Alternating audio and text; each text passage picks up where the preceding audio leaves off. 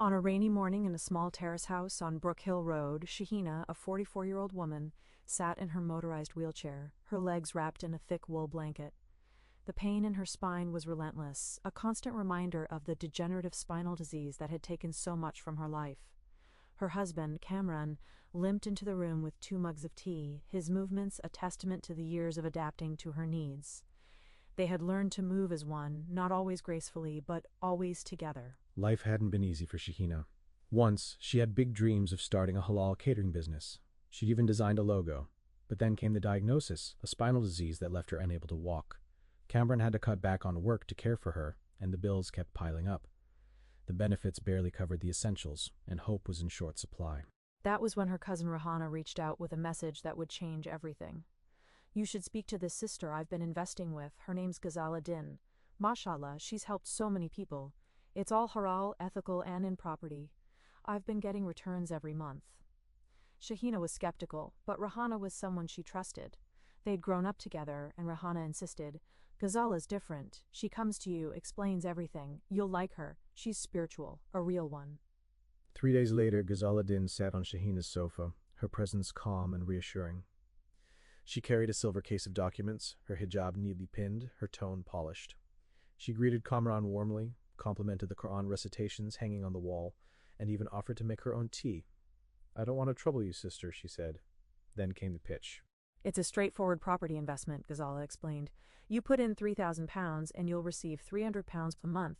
After 1 year, you'll get a final payout of £12,000. All Sharia compliant. No interest, no haram."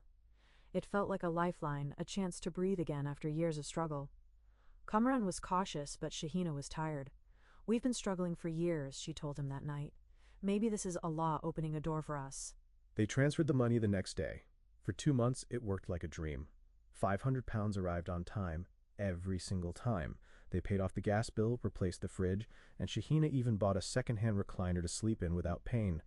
They told no one, just Rahana. "We're finally breathing," Shahina texted her one night.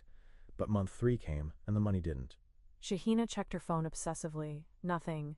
She texted Ghazala, "Sister, just checking in. Didn't receive the return this month. Hope you're well." The message was seen, but there was no reply. 2 days passed, then a week. Then Ghazala's number stopped working. Shahina called Rihanna in panic. Rihanna's voice cracked as she said, I think we've been scammed." Shahina felt the air drain from her lungs. They tried everything, calling, emailing, messaging from new numbers. They even contacted a brother in Small Heath who claimed to have heard of Ghazala, but nothing worked. Ghazala Din had vanished. No forwarding address, no business registration, no trace. Shahina felt like the walls of her house were closing in on her. That money wasn't just savings.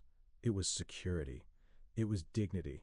It was all they had left after cutting back on food, skipping medicine, choosing survival over comfort. "The police offered little help." "She didn't force you," one officer said. "You gave it willingly." Shahina looked him in the eye and said, "She came into my home, called me sister, quoted hadith, and lied through her teeth." "What would you call that?" The officer had no answer. Weeks turned to months, and the money never came back. The pain didn't go away, but something inside Shahina changed. She began warning others, giving talks at the local masjid's women's circle, posting in WhatsApp groups, speaking to an Islamic finance charity. Her voice got louder, fiercer. More women came forward, sisters from Bordsley Green, an auntie from Sparkhill, even a woman with breast cancer. All scammed by Ghazala Din, all told the same lie. Monthly returns, lump sum after a year. A year later, a private investigation uncovered that Ghazala had fled overseas. But for Shahina, the fight wasn't over. She kept speaking out, determined to make sure no one else fell for the same lies. Her story became a cautionary tale, a reminder of the dangers of greed and deception, even in the most trusted circles. And so Shahina's voice continued to echo, a testament to resilience and the power of speaking truth to power. She had lost so much, but she had found something far more valuable, a purpose.